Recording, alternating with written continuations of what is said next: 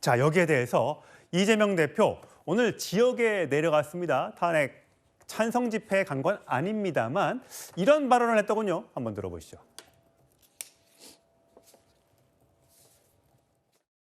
제가 12월 3일 날 참혹한 살육전이 벌어질지도 모르겠다. 그러면서 딱 떠오른 게 광주 5.18이었어요. 여러분 지금도 가슴이 뜨끔뜨끔하고 밤에 벌떡벌떡 일어나고 그러죠. 제가 여기 오늘 온 것도 이견이 많습니다. 지금 담양 군수선거 쫓아다닐 때냐? 틀린 말은 아닙니다, 여러분. 탄핵 의결이 기각돼서 되돌아 온다고 생각해 보십시오. 무법천지가 되는 것입니다, 여러분. 나라가 망하는 것입니다. 그래서 오후에는 조금 위험하긴 하지만 5당 대회에 참석하게 됩니다. 밤늦게까지 또 싸울 겁니다. 장 변호사님, 네. 이재명 대표는 비상계엄 선포 직후 참혹한 살육전이 벌어질지도 모르겠다고 생각했다. 본인도 그때 체포가 돼서 꽃게밥이 될지도 모르겠다라는 발언으로 한번 논란이 됐던 적이 있었는데 살육전이라는 단어를 썼고요. 5.18 광주가 딱 떠올랐다. 그러면 이제 많은 국민들 사이에서는 이게 또 이제 총이 발사되고 또 사람이 다치는 일도 있었을 수 있었다라고 얘기를 했습니다. 그러면서 윤 대통령이 만약에 탄핵이 기각돼서 돌아오면 나라가 망할 것이다라고 얘기했습니다. 사실 이 부분이 과도한 생각이라고 저는 개인적으로 생각하지 않습니다.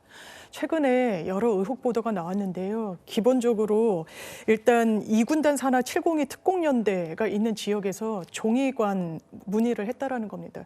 그리고 그것도 수천 단위로. 공격형 헬기는 이 군인들에게 군 지휘부에서 북한 눈에 잘 띄게 고공에서 비행 훈련을 하라고, 도감청이 어려운 비화 무전이 아니라 그냥 일반 통신으로 무전을 하라고 그랬다는 내부의 이런 제보들이 있습니다. 이거 뭘 의도하고 있는 겁니까? 노상원 씨 수첩에는 북한의 도발을 자초하겠다, 수거 이런 표현이 등장합니다.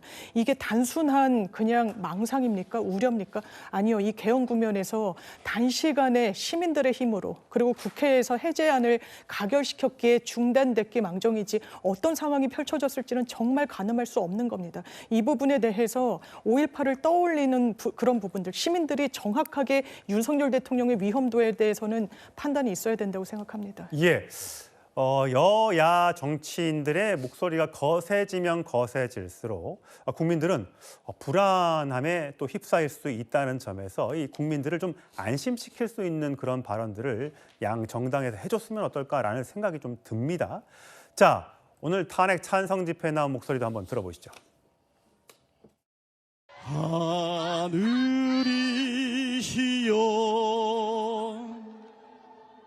도와주소서. 우리가 반드시 그 뜻을 이룰 수 있도록 하늘이여 도와주소서. 윤석열을 파면을 선고해 주십시오. 국민의 명령이다. 참을 만큼 참았다. 예, 찬성 집회에 나왔던 박찬대 민주당 원내대표의 목소리 들어보셨습니다. 자, 정혁진 변호사님. 네네. 아까 이재명 민주당 대표가 윤 대통령 돌아오면 나라 망할 거다라고 한다에 대해서 나경원 의원은요. 지금 이재명 대표는 범죄 중독, 탄핵 8.8패에 이르는 탄핵 중독. 오히려 이재명 대표가 대통령이 된다면 오히려 나라 망할 것이다. 이렇게 또 반박을 합니다. 일단은 대통령 탄핵은요, 하늘에서 하는 게 아니에요. 대통령 탄핵은 헌법재판관 6명이 찬성하면은 뭐 굳이 하늘까지 안 올라가도 충분히 탄핵이 될 수 있습니다. 예. 이제 그게 정확하다는 거고. 그런데 탄핵이 되려면 뭐가 전제가 돼야 되느냐? 비상계엄이라고 하는 건 헌법에 그 권한이 있으니까 비상계엄을 넘어서는 내란죄가 되어야 되는데, 내란죄가 되려면 뭐가 있어야 되느냐? 국헌문란이 있어야 되거든요. 국헌문란은 헌법에는 규정이 없지만 형법 91조에는 규정이 되어 있습니다. 예. 어떤 게 그 국헌문란인가?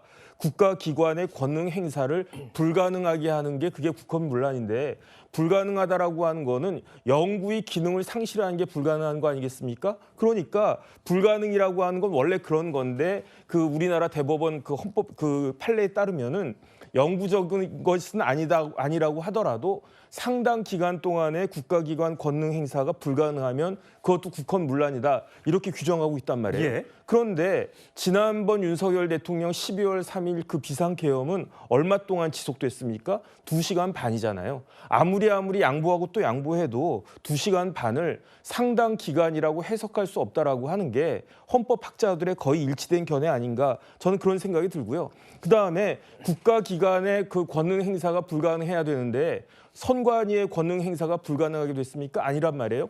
그다음에 무엇보다도 국회의 권능 행사가 불가능했습니까? 아니란 말이죠. 왜냐하면 국회가 권능 행사가 불가능했다라고 하면 국회가 계엄 해제 의결을 할 수 있었겠습니까? 그러니까 처음엔 우리 국민들이 놀라가지고 막 이렇게 탄핵까지 이르렀지만 하나하나 학자들이 따박따박 법률가들이 따져보면은 아 이게 과연 내란죄가 인정이 될 수 있겠는가? 내란죄가 인정이 안 되는데 비상계엄 한 것만으로 탄핵이 될 수 있겠는가? 이러한 진지한 고민이 있을 수밖에 없다는 거고요. 예. 그런 이야기를 저 같은 변호사가 이야기하는 게 아니고 서정욱 변호사 같은 사람이 이야기하는 것도 아니고 누가 이야기하느냐?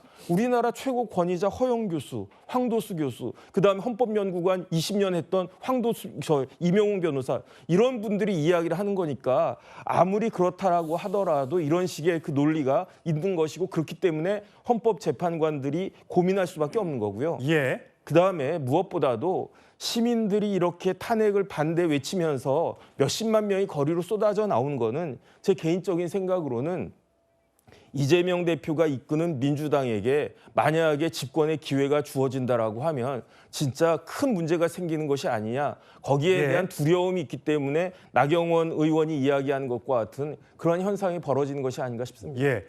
여론조사 결과가 있어서 좀 소개해 드릴게요. 저희가 사법 슈퍼 위크라고 말씀드렸습니다만 수요일에 있을 이재명 대표의 항소심 선거 결과 물론 뭐 어떻게 나올지는 모르겠습니다. 유죄가 확정이 될지 아니면 무죄로 뒤바뀌게 될지요. 일단 이재명 대표의 선거법 2심에서 유죄가 계속될 경우에 대선 출마하는 게 좋겠느냐 아니겠느냐. 자, 대선 출마하는 거에 찬성한다가 44.8, 반대한다가 51%. 물론 뭐 여론조사 결과대로 선고가 나고 뭐 이게 전부 다를 얘기하는 건 아니겠죠. 다음 장이요. 예. 대통령 탄핵에 대한 여론조사 결과도 있습니다. 자, 대통령 탄핵에 대해서 찬성한다가 58, 반대하는 데가 36. 지난주와 비슷한 숫자가 유지가 되고 있는 것 같습니다. 일부 등락은 있습니다만요. 마지막 그래픽이요. 예, 다음 대선 결과에 대해선 현 정권에 대한 유지가 39, 교체에 대해야 되는 데가 51%. 민심은 이렇게 나타나고 있습니다.